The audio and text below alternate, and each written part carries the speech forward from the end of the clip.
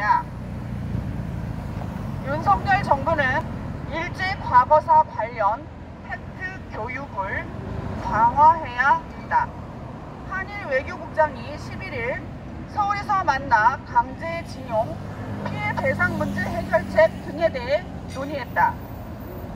한국 측은 특히 강제징용 피해 배상 문제가 국내 사법 시스템 내에서 발생한 사안이므로 그 안에서 해결해야 하는 문제라고 강조하는 한편, 정부 예산을 사용한 대위 변제 방식은 일본 측과의 논의 과정에서 배제할 예정으로 알려졌다. 징용 배상에 대해 한국 정부가 국내 사법 시스템을 세상 강조한 것은 국제법적 관점에서 사실상 그간 징용 판결의 오류를 인정함으로써 일본과의 관계 개선에 청신호를 보냈다고 할 수 있다. 물론 이와 같은 배경에는 위기의 북핵 미사일 사태를 맞아 공조가 필수적인 한미일 군사협력 앞에서 지난 시기 징용 문제가 더 이상 소모적인 논쟁으로 오늘날 중차대한 안보에 방해가 되어서는 안 된다는 공통의 이해가 자리한다.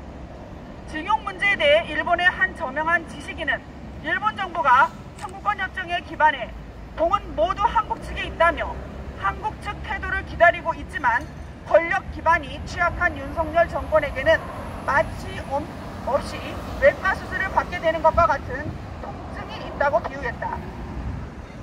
따라서 한방치료와 같은 방식으로 한국민의 체질 개선부터 도모하는 것이 한국 정치에 치명적인 영향을 끼치는 반일 감정의 여론으로부터 합리적인 대안이라고 제시한다.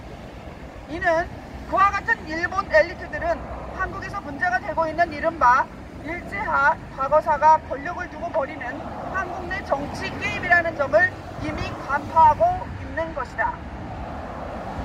더불어민주당 이재명 대표는 계속되는 북한의 탄도미사일의 대응차 진행 중인 한미일 군사훈련에 대해 우길기가 한반도에 걸리는 날이 실제로 생길 수도 있다며 합동 군사훈련에서 일본 배제를 요구하고 나섰다. 일본 자위대의 한반도 진출을 우려하는 이재명의 발언을 접한 다수 국민들은 크게 잘못된 생각이라고 조소하겠지만, 불행하게도 이러한 선동은 위안부와 징용 등 사안으로 선동되어 일본은 가해자로 세뇌된 적지 않은 한국인들의 기억을 더욱 강화시킬 수도 있다. 일제 과거사는 포퓰리즘 정치의 대표적인 프로파간다가 된 지 오래다. 따라서 다수 여야 정치인들은 위안부상과 징용상을 참배해 인증사진을 찍는 등 경쟁적으로 반일 감정을 이용한 국수주의 정치 형태를 보여왔다. 이재명이 북핵을 애써 외면하며 울기기와 자위대 운운하는 것은 6.25 남침에도 불구하고 우리 민족끼리는 어떤 경우에도 전쟁과 같은 불상사가 없을 거라고 하는 터무니없는 안전 불감증이지만, 반일 감정만 부추기면 얼마든지 윤석열 정부를 친일로 몰아 뒤엎을 수 있다는 자신감의 표현이기도 하다. 실제하는 북핵 미사일과 허구의 반일 감정에 포위된 윤석열 정부가 이를 돌파하려면 먼저 기존의 한미일 군사협력을 더욱 강화해야 한다.